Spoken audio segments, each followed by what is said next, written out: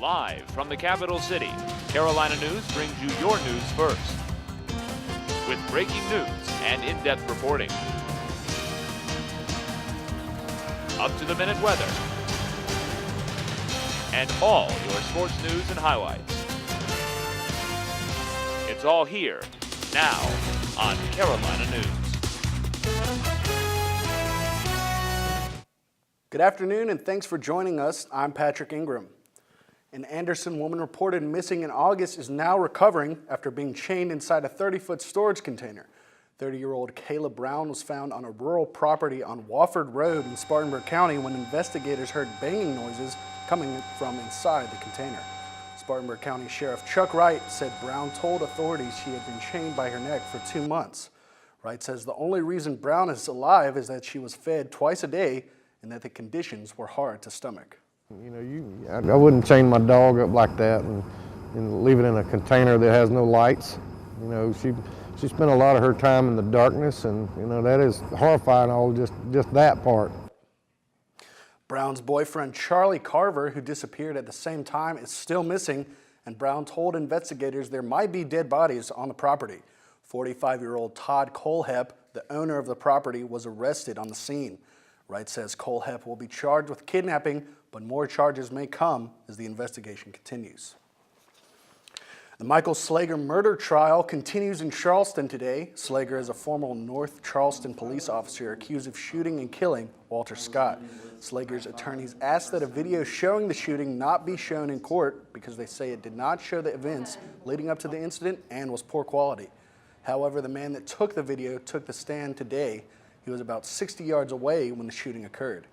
It is unclear if the video was shown in court. If convicted, Slager could face 30 years to life in prison. We will continue to keep you updated as this trial continues. Our weather specialist Shannon O'Connell is live in the studio with a look at the weather. What's the weather looking like this weekend, Shannon? Thanks, Patrick. We are having some really great weather currently in Columbia. It's partly cloudy, but it's really nice outside. Temperature 71 degrees. Humidity is pretty high at 55%, and it is kind of breezy. Winds coming from the northeast at 12 miles an hour. And we're going to have similar temperatures for the rest of the week. Tomorrow for game day against Mizzou, 70 degrees. The low is 37, so you might need a jacket at Williams-Brice. But for the rest of the week, we are looking great. It's going to be perfect weather for voting on Tuesday. Back to you. A section of the Colonial Pipeline has been shut down after an explosion, and it's causing worry over the potential of rising gas prices. Reporter Shannon O'Connell has the story. Gas prices are always on people's minds. Definitely hurts me because I am trying to save money. Here's a look at the average gas price in South Carolina over the past month.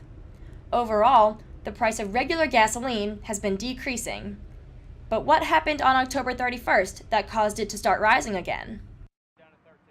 A section of the Colonial Pipeline exploded on Monday in Alabama. A contract crew was working on Colonial's gasoline pipeline, what we call line number 1. And they experienced an incident when a track hoe that they were using accidentally hit the pipeline, and then the gasoline that was in that line ignited and caused a fire. Branch manager of Columbia AAA, Ernie King, says explosions like this obviously causes a gas leakage, so to stop that from happening, they have to shut it down immediately.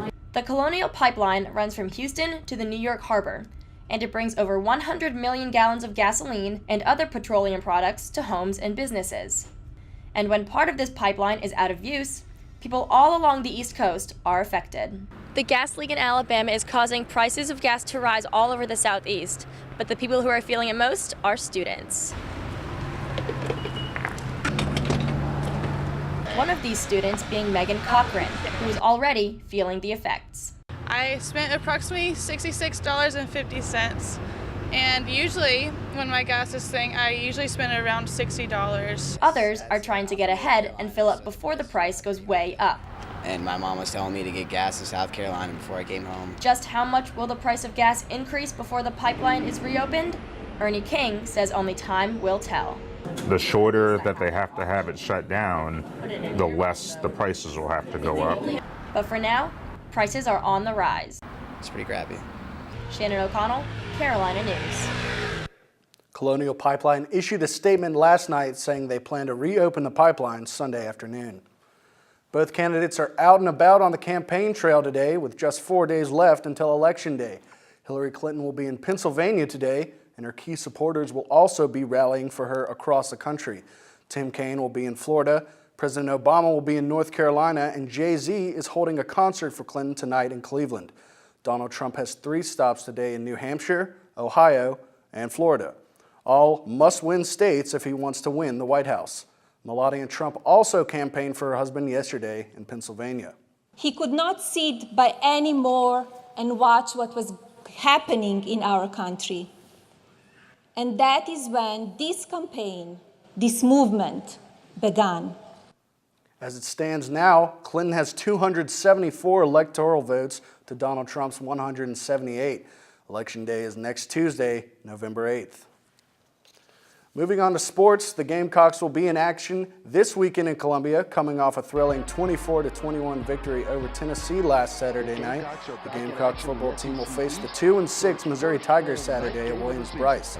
Since the Tigers joined the SEC in 2012, the teams have split the series with 2 wins apiece, with Mizzou winning the last 2. This will be the Gamecocks' final SEC game at home as the Gamecocks look to improve to 3-4 in SEC play and 5-4 overall, which would be just 1 victory away from becoming bowl eligible. For those not able to make it to the game, you can catch it on SEC Network at 4 p.m. on Saturday. Every month, amputees across Nashville come together to support each other, but this month they had an extra special guest. Hope was found on the side of the road with a serious injury to her foot. After learning her leg had to be amputated, the rescue group, Middle Tennessee Treasures, raised money to cover her medical bills. Now Hope is healthy and enjoying life with her foster family. The rescue team partnered up with the amputee support group to share Hope's story of survival. Hope has begun a new chapter of her life, which is to help humans and instill a little bit of hope in their lives. That's all the time we have for today. Thanks for joining us. See you again at 4.